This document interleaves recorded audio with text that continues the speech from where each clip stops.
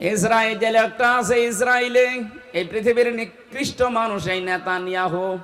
আপনারা জানেন আজকে ডোনাল্ড ট্রাম্প অলরেডি সৌদি আরবে গেছে। কয়েক ঘন্টার বৈঠকের পরে রেজাল্টে মুসলিম দেশের প্রধান যারা তারা আহ্বান জানিয়েছে, ট্রাম্প সাহেব আপনি ইসরায়েলকে নিষেধ করেন, সে যেন ফিলিস্তিনের ওপর অত্যাচার বন্ধ করে।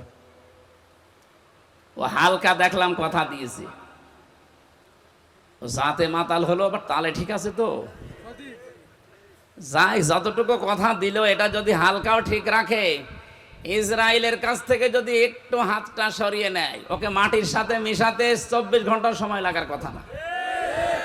কারণ যতটুকু রাষ্ট্র পৃথিবীতে এখন প্রায় 57টা দেশ আমরা মুসলমান, 175 কোটি তো জরিপে, আরো আলাদা 200 কোটি পার হয়ে যাবে। এই জরিপগুলো আন্তর্জাতিকভাবে খ্রিস্টানরা বানায়, এই জন্য ওরা মুসলমানের সংখ্যা পুরাটা বলতে চায় না। ভারতে 100 কোটি হিন্দু আছে আর 35 কোটি আছে মুসলমান, কিন্তু ওরা জরিপ চালানোর সময় দেখবেন মুসলমানের সংখ্যা বলতে চায় না পুরাটা, তখন বলে হয় 26 কোটি 27 কোটি।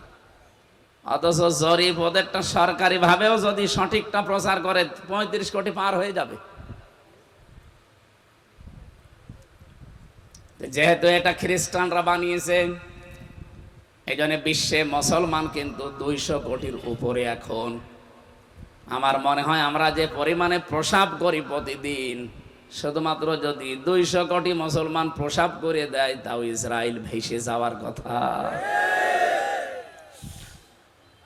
এখন একটু হালকা বিপদে আছে, কারণ আজকে ট্রাম্প এ কথা বলার পরে চিন্তা করছে, আমার বাবাই যদি মাথার উপরে হাত না রাখে তে দুনিয়ায় তো আমার আর কেউ নেই।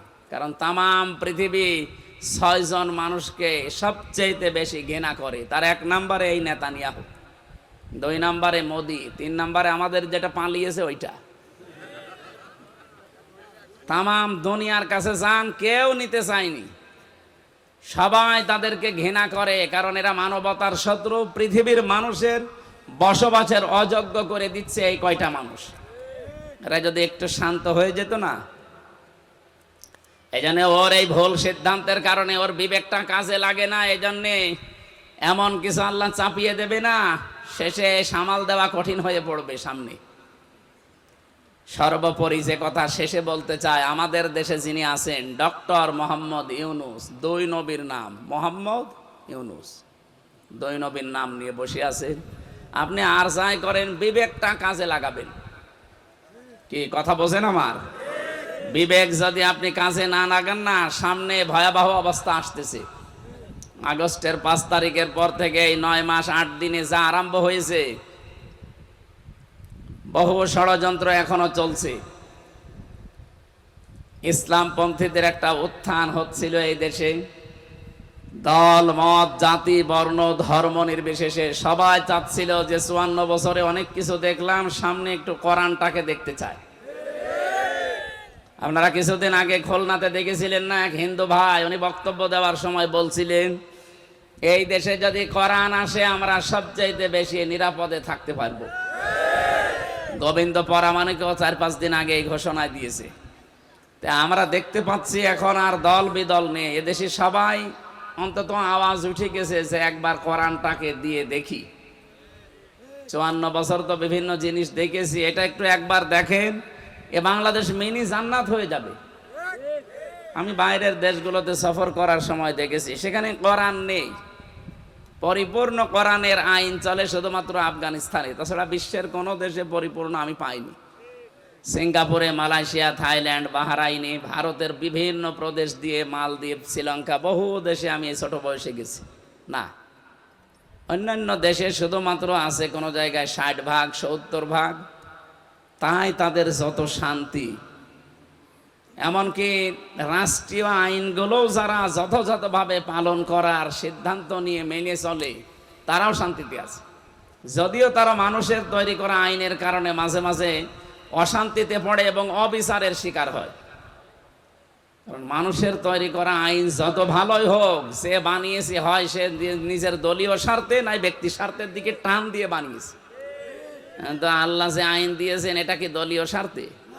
ব্যক্তি স্বার্থে, এটা সমগ্র মানব জাতির দিকে তাকিয়ে আল্লাহ দিয়েছেন। এই জন্য আমরা কোরআন শরীফ থেকে যেহেতু আলোচনা করব, আর কোরআনের অনুষ্ঠান এটা, যারা অন্য ধর্মের সবার জন্য যেহেতু আল্লাহ কোরআন দিয়েছেন, সবাইকে নিয়ে আমরা কোরআনে কারিমে প্রবেশ করছি। জবান খুলে বলেন আলহামদুলিল্লাহ। দরুদ আর সালাম পাঠ করি আমাদের নবী মুহাম্মদুর রাসূলুল্লাহ সাল্লাল্লাহু আলাইহি ওয়াসাল্লামের প্রতি। যারা আদর্শ পেয়ে আমরা খুশি না বেজার? খুশি। যারা অন্য আদর্শে আছেন তাদেরকে আহ্বান জানাচ্ছি, এ পৃথিবীর শ্রেষ্ঠ মহামানব মুহাম্মদুর রাসূলুল্লাহর আদর্শের কাছে আসেন, আপনার জীবনে পরিচ্ছন্ন হয়ে যাবে। কে কথা বললেন না কেন? আপনি যে মানুষের আদর্শের কাছে আছেন, ওই মানুষ জীবনে মিথ্যা কথা বলে নিয়ে গ্যারান্টি আপনি দিতে পারেন? পারেন না। কিন্তু আমি যে মানুষটার কথা বলছি, ওনার 63 বছরে একটা মিথ্যা কথা ছিল না। এটাকে আমি বানিয়ে বললাম? আরশের মালিক মহান রব্বুল ইজ্জাত আল জালাল জানিয়েছেন, ওয়া ইন্নাকা লাআলা খুলুকিন আযীম। হে নবী, আপনি মহান চরিত্রের উপরে প্রতিষ্ঠিত। আযীম শব্দটা আমার আল্লাহ যার তার নামের আগে পরে লাগান না। পরা কোরআন খুলে আপনি দেখবেন কোন জায়গায় আল্লাহ আযীম শব্দটা কোন নবীর নামের আগে দেননি। অন্যান্য নবীদেরকে আল্লাহ ডাক দিয়েছিলেন গোলামিন হালিম, সহনশীল বান্দা। কোন নবীকে আল্লাহ গোলামিন হালিম, গোলামিন আলিম, জ্ঞানী বান্দা। কিন্তু মুহাম্মদুর রাসূলুল্লাহকে আল্লাহ জানিয়েছেন খুলুকিন আযীম, আমার মহান বান্দা। সুবহানাল্লাহ বলতে পারো?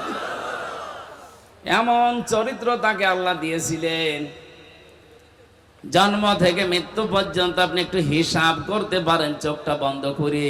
63 বছরের জীবনে একটা মিথ্যা নেই। উনি চললেন কি করে? আমার 33 বছর বয়সে কত হাজার মিথ্যা কথা আমি নিজেও জানি না, আর 63 বছরের ভেতরে জীবনে একটা মিথ্যা কথা পাওয়া যায়নি। কোন দিকে যান আপনি? ফাইনা তাযহাবুন, কোন দিকে দৌড়ান? আসেন এই নবীর আদর্শের দিকে আসেন। আহ্বান জানানোর পরেও যদি কারো বিবেকে নাড়া না দেয়, বুঝতে হবে ওর বিবেকের উপরে কুকুরে প্রসাব করেছে। যেহেতু সামনে আর 21টা দিন বাকি আছে, সর্বোচ্চ 21 থেকে 22 দিন বাকি আছে, বিশাল একটা ইবাদত, ওয়াজিব ইবাদত। নাম কি? কুরবানি। এই সংক্রান্ত একটা আয়াত পড়েছি, এর উপরে ভিত্তি করে আমরা তাফসীর আকারে কিছু কথা বলতে চাই, শুনতে চাই ইনশাআল্লাহ।